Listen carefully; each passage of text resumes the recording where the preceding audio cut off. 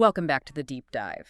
Today, we are zooming in on a specific, singular moment in time. It's one of those mornings that, starts out completely routine, tea, newspapers, rain against the window, and then it just ends with the internal rulebook of a 1,000-year-old institution being torn up. Oh, completely written.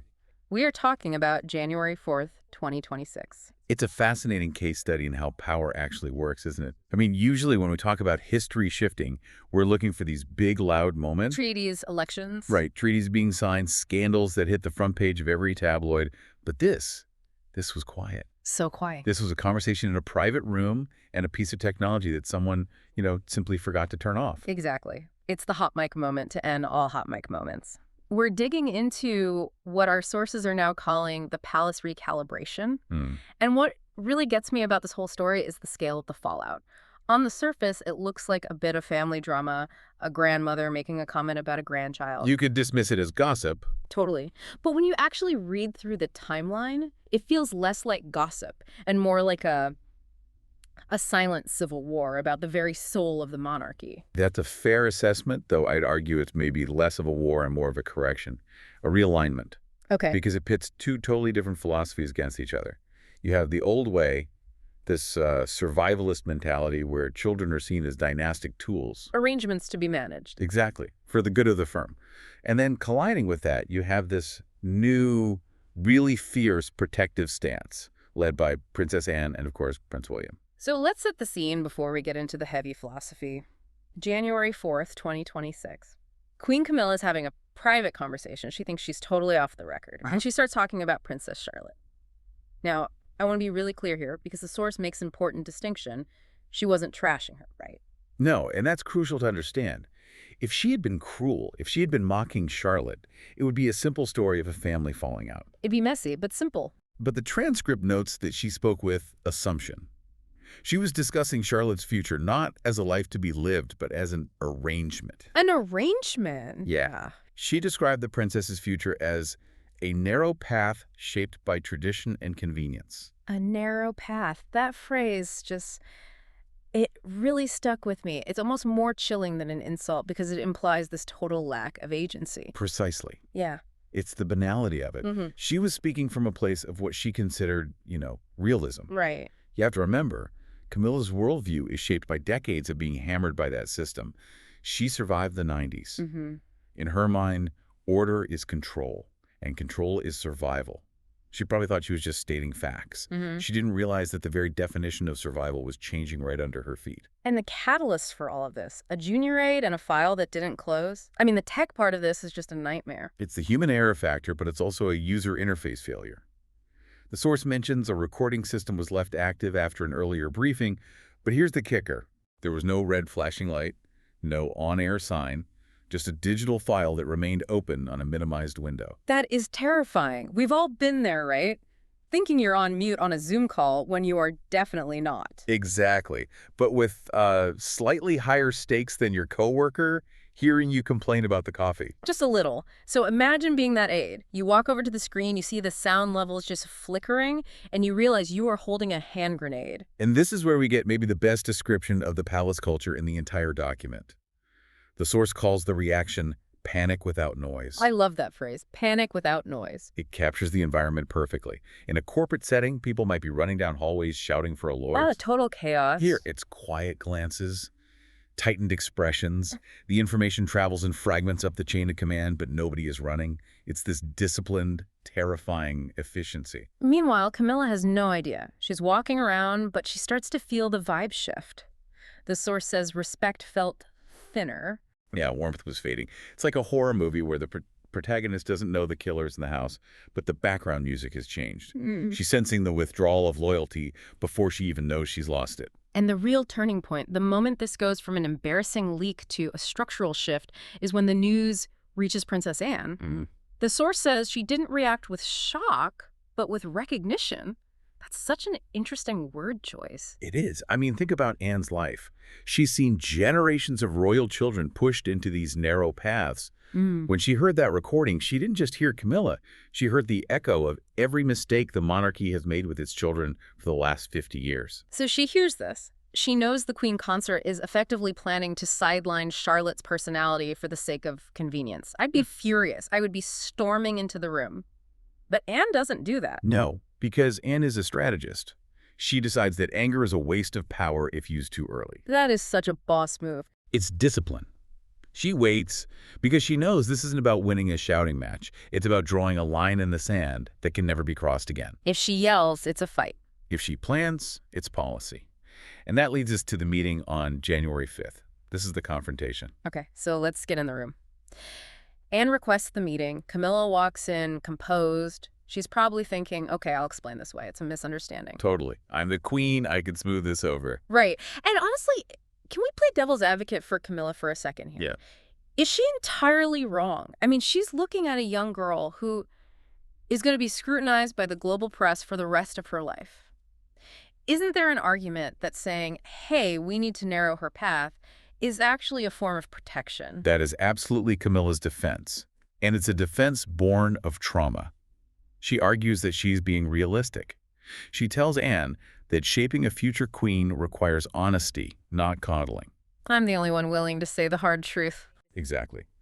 But this is where the philosophy just clashes. Because Anne isn't buying it. She counters with a devastating line. Intention does not outweigh consequence. Explain that. It means it doesn't matter if you meant to protect her, if the consequence of your mindset is that you treat a child like a project. Or a precaution. For precaution, you are damaging the institution. Anne argues that the monarchy serves children. It's not own them. That distinction, service versus ownership, that feels like the massive philosophical shift we talked about. It is the thesis statement of this entire deep dive. For centuries, the belief was that the family members belonged to the crown. Their bodies, their futures, their marriages, it was all property of the state. Yeah. Anne is flipping that on its head. So there's this moment where Camilla gets frustrated, right? She feels cornered. She brings up her years of service, her sacrifices. Yeah, she basically says, haven't I earned the right to shape things? And that's where she miscalculated. She thought her years of service gave her tenure. But Anne's not having it. Not at all. Anne tells her clearly, endurance does not grant permission to shape others without consent. Just because you suffered through the old system doesn't mean you get to inflict it on the new generation. Yeah. Endurance does not grant permission. That has to hurt. It's basically saying, your trauma is yours, keep it away from the kids. And that's the moment Camilla leaves the meeting shaken. She realized her title was no longer protecting her. But, Anne was just the opening act. We haven't even gotten to the heavy hitter yet. Enter Prince William. This is where the dynamic shifts from philosophical debate to executive action. Right. Anne provided the moral clarity, but William provides the force. So William gets the briefing. He listens to the tape. And what strikes him isn't the words themselves, but the tone. The source says he was struck by the ease of Camilla's assumptions. It's the casualness that got to him. Yes. The certainty that Charlotte's voice didn't matter. You have to remember, William has spent his entire life trying to carve out a zone of normalcy for his kids. He fights for their privacy. Hearing someone casually strip that away over a cup of tea, that awakens something primal. So he calls a meeting with Camilla. The source calls it polite, but weighted with intent. Which is very British for, you are in big trouble. Definitely. And notice the difference in his approach compared to Anne. Anne argued on principle. William argues on protection. He speaks about Charlotte's right to curiosity, her right to gentleness. And he drops the hammer. Experience does not give ownership. It's a directive. This wasn't a debate about parenting styles anymore. He states clearly that the family will not accept language that limits Charlotte's future. It's a boundary. And for Camilla, that's the moment. That's the moment she realizes her influence is slipping. This isn't something she can negotiate her way out of, because she's not arguing with the nephew anymore. She's arguing with the future king. Which leads into what the source calls the silent shift on January 6th and 7th. And again, there's no press release. There's no scandal. If you were outside Buckingham Palace, you wouldn't see a thing. But inside. Inside, the gravity is changing. The source uses this incredible analogy. It felt like a room where the furniture had been moved in the dark. Walk me through that. What does furniture moving in the dark actually look like in practice? It's disorientation. You wake up, you walk across the room, and you bump into a table that wasn't there yesterday. For Camilla, this manifested as isolation. So she's being bypassed. Completely. Suddenly, invitations become formal. People aren't dropping by for a chat. Decisions are made before they reach her desk, rather than by her. She realizes her role is now defined by restraint rather than reach. It's a brutal demotion in terms of soft power, isn't it? It's everything. In these old institutions, power isn't just your title. It's about access. It's about being in the room where the real conversation happens before the meeting even starts. And those doors were just closing, politely. In her face.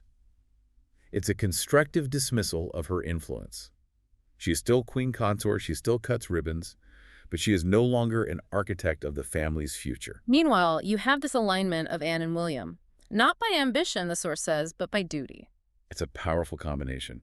You have Anne as the steady moral authority, the one who remembers the history, and you have William as the active guardian, and then, crucially, you have Catherine reinforcing all this. The protective shield. The source mentions that Charlotte's name was just quietly removed from adult conversations. And that's the victory here. While all this high-stakes political maneuvering is happening, Charlotte is somewhere playing, laughing, completely oblivious. That was the whole point. That was the goal, to absorb the impact so the child doesn't have to. So let's fast forward to the resolution, January 8th. The palace returns to a careful rhythm. The source says the monarchy didn't fracture, it recalibrated. What does that recalibration actually look like? It looks like a new precedent. The institution decided that protection over convenience is the new operating system. For decades, convenience won. This incident established that the next generation would not be shaped by whispered judgments. It's just amazing that one careless comment could trigger such a massive structural change. Well, I'd argue it was the spark, not the fuel. Yeah. William and Anne had clearly been feeling this way for a long time. They just needed a reason to act. The recording gave them the proof. The objective evidence they needed to say, enough, we are doing this differently now. And Camilla. The source notes she realized influence is borrowed, never owned. That's a lesson for anyone in leadership, really. You can have the title, you can have the history, but if you lose the trust of the future leadership, you are sidelined. Contained, that's the word. She's contained. So looking at the big picture here, why does this matter to us? I mean, most of us aren't raising future monarchs. Because at its core, this isn't a story about royalty. It's a story about breaking generational patterns. We see this everywhere. In families, in workplaces. Everywhere. You have the old guard who suffered through a toxic system, and their attitude is, I survived it, so it made me strong. You should go through it too. Right. It builds character. Exactly. And then you have the new generation that says, no, actually, that was just trauma. We don't have to do that anymore. Anne and William decided that the trauma stops with them. It creates a new standard for loyalty, doesn't it? Loyalty isn't just about protecting the institution anymore. It's about protecting the people inside it. Yes, and that makes the institution stronger, surprisingly. A system that protects its young has a chance to survive in the modern world. I want to go back to something Anne said. Anger is a waste of power if used too early. That discipline she showed. If she had blown up immediately, it would have just been a fight. It would have been noise. By waiting, by gathering her facts, and by aligning with William, she turned it into policy. That's the difference between a family spat and statecraft. And what does this tell us about the kind of King William is going to be? He's not passive. This shows a man who is willing to flex his muscles when it matters. And crucially, he's doing it for Charlotte. It's leadership driven by empathy, which is a very different flavor from what the palace is used to. So we end up on January 8th. The furniture has been moved, the loyalties have been rearranged, and Charlotte is just being a kid. It's a successful operation. The patient survived, and the virus was isolated. But it leaves a lingering tension, doesn't it? The source mentions Camilla realized her acceptance was conditional. That's the cold reality of the palace. You are only as valuable as your alignment with the future. Camilla represents the past. William and Charlotte represent the future. When those two things clashed, the institution naturally protected its future. It's Darwinian in a way. Darwinian with better manners. Survival of the fittest, served on fine china. I think what sticks with me most is the silence. The fact that the public never knew this happened. We only know this because of a deep dive source. That's the definition of a successful monarchy, in their eyes. The recalibration happened, the values shifted, and the public never saw the cracks. It really makes you wonder what other recalibrations have happened in that building that we'll never, ever know about. And I'm sure history is full of them. But this one, this specific defense of a child against the weight of tradition, it feels pivotal. It's the moment the monarchy decided to be human first and an institution second. And that is a powerful place to land. So before we wrap up, here's a thought to leave you with. We've talked about how Camilla lost influence because she tried to shape the future too aggressively. But think about this. In a system built entirely on tradition, how fragile is power when the definition of duty suddenly changes overnight? If decades of service can be sidelined in a single day because the moral center shifted, it really makes you ask, who is actually running the show? The person with the crown or the person who defines the values? That is the ultimate question. Thanks for listening to this deep dive into the palace recalibration. We'll catch you on the next one. Stay curious.